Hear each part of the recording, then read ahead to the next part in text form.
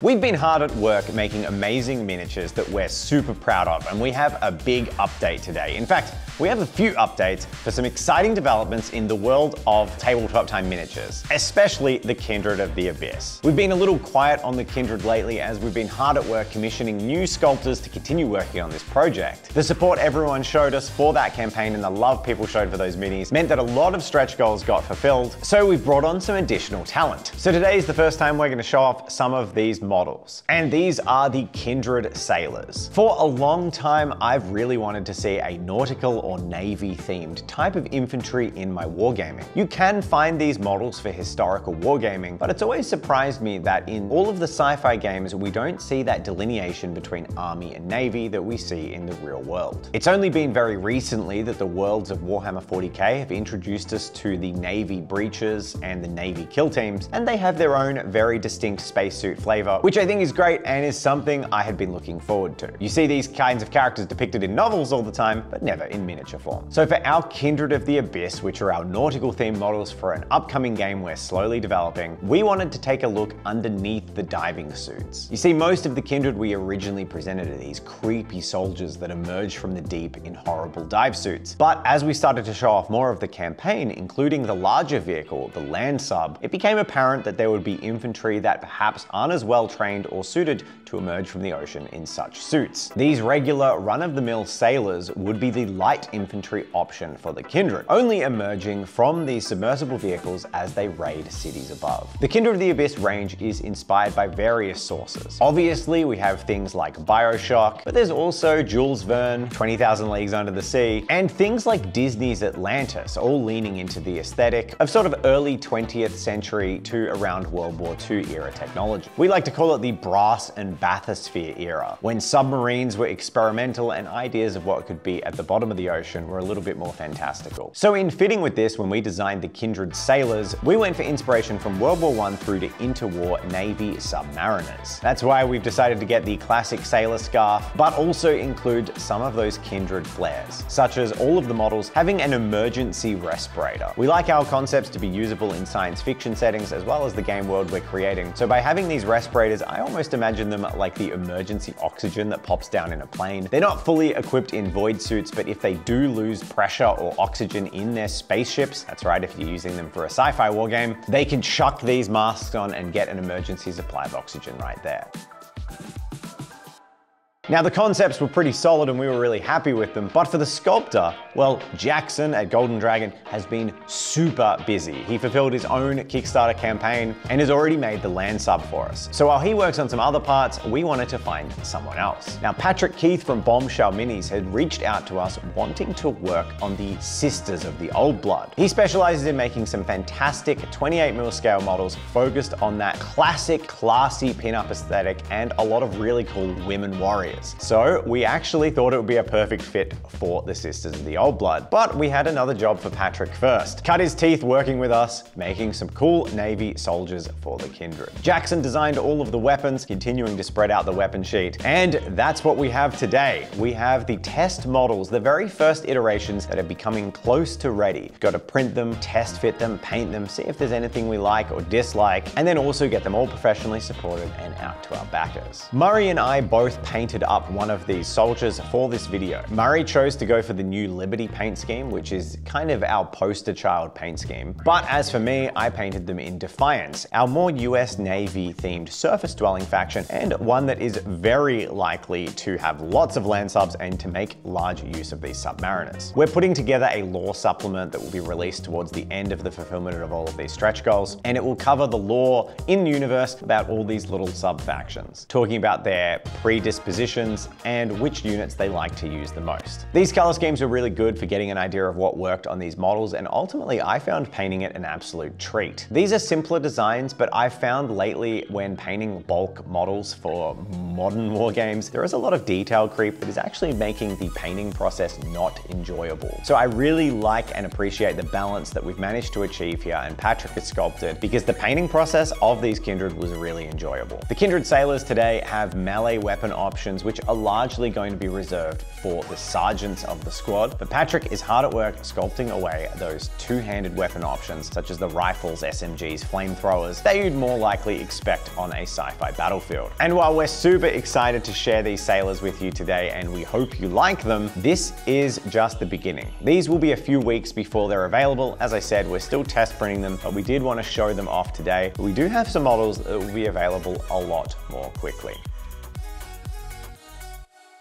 When our campaign launched, there was a huge amount of enthusiasm for Trench Crusade, and there still is, with a lot of people backing our Kindred and suggesting they'd be using them as heretic submariners. So when we passed our original run of stretch goals, we decided to add a bunch extra, and one of the stretch goals we added there was for the Zealot pack, which would add a whole bunch of parts that would make it easy for you to customize your Kindred of the Abyss and make them feel a little bit more at home in the trenches. As part of this pack, Jackson Jewel from Golden Dragon has sculpted up a whole bunch of bits that make your characters feel a little bit more culty and evil, but most importantly, we've included a bunch of weapon options that would be a little bit more at home on a World War I battlefield. Some of these include a heavy machine gun, an anti-material rifle, and a harpoon cannon for a new 4th sculpt of Kindred Malformed, a heavy gunner model. I think a lot of people are really going to like this who use Trench Crusade because I've seen a lot of heretic heavy armored gunners on tabletops. But not only that, there's also a bolt action rifle, SMG, some trench axes, and a grenade launcher. So your dive suit equipped Kindred will be able to wreak havoc in the trenches. Not only that, but this update is going out to backers and available now. So you don't have to wait any longer for your Kindred. This update will be going out in the next couple of weeks, so you'll all be able to get access to your Kindred. But Dave, I missed out on the Kindred campaign and it hasn't been available for sale. What's the go with that? I can't even late back. Well, the story is simple. I think it's important for campaigns to mean something. I'm not a big fan of the infinitely accessible late backer options that kind of dilutes the point of the crowdfunding campaign,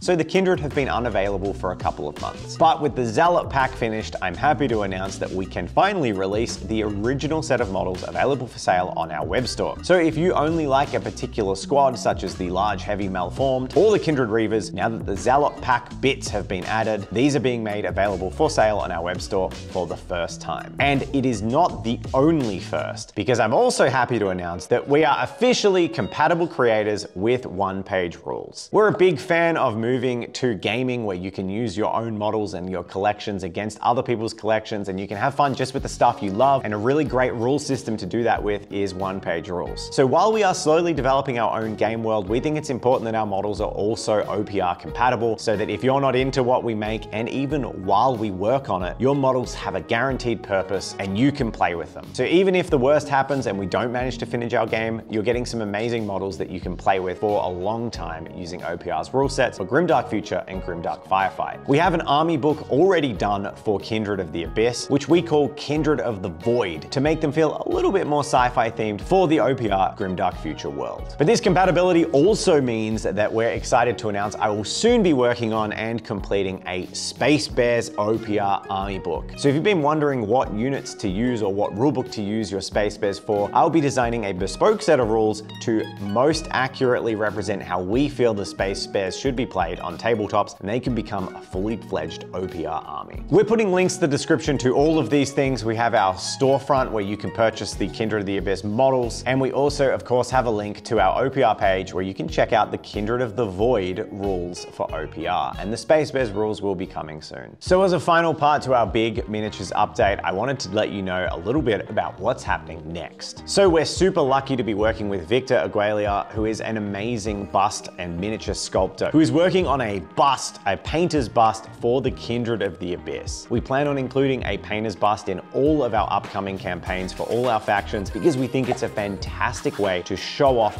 kind of a realistic, high definition, large scale version of what these creations might be like in the real world. There's a lot of concessions that need to be made when sculpting at 28mm that we don't have to worry about in the bust scale. Consider this our high def definition, kind of like real look into the world of the Kindred. We'll have some images to show you soon. I've seen some whips, they're really good, but I don't want to share an artist's work halfway through. But we can't wait to show it to you. But not only that, artist Juuso Lassinen has made an amazing cutaway art of our Kindred wreck crawler, our submersible wreck crawler, and this is stunning. It reminds me of the Star Wars fact files. We'll show you a little snippet of it here, but this is not the final form, and this just really gets me excited for this Kindred supplement we're going to be putting out in the future. This is going to be a double-page spread in that PDF, complete with a few little engineering annotations that'll make it feel really in-universe.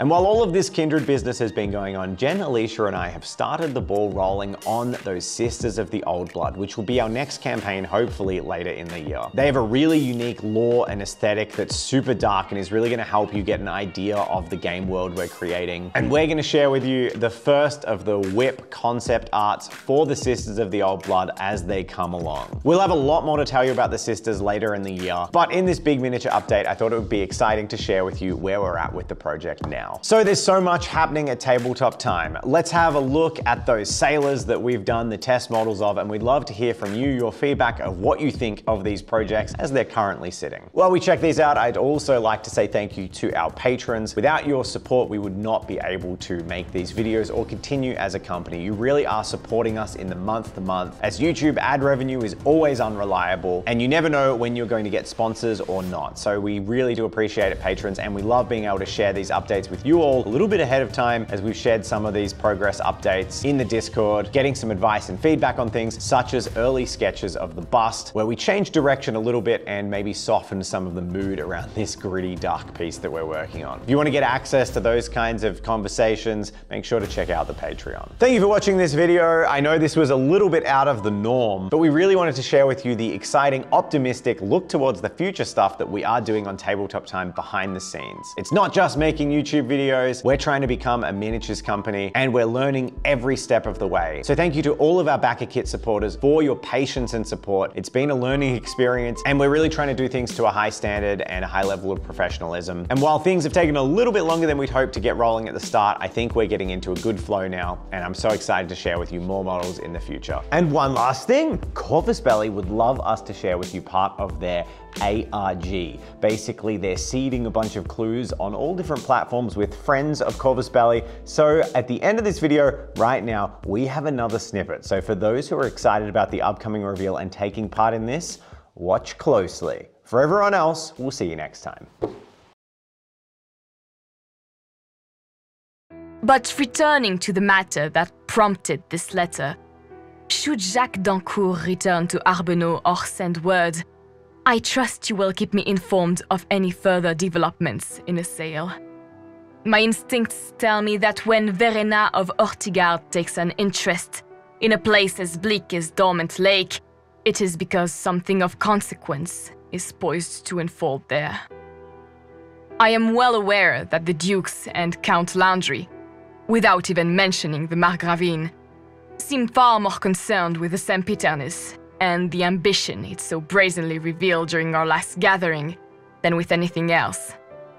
A situation, I must say, that your uncle, our king, is managing with commendable skill and no small amount of cunning. Still, one might hope they would learn to look a little further afield. The High Priestess of Celis is a figure quite unlike any other. She embodies wisdom, discretion, beauty, and a power that, I suspect, far exceeds what she has thus far chosen to reveal. Thank the goddesses that the granddaughter of Maxence of Ortigard has devoted herself to the service of the moon goddesses and the salvation of the people's souls, for I would not wish to face her as an enemy, nor contend with her as a rival in this secular world, in which you and I have learned to navigate so gracefully.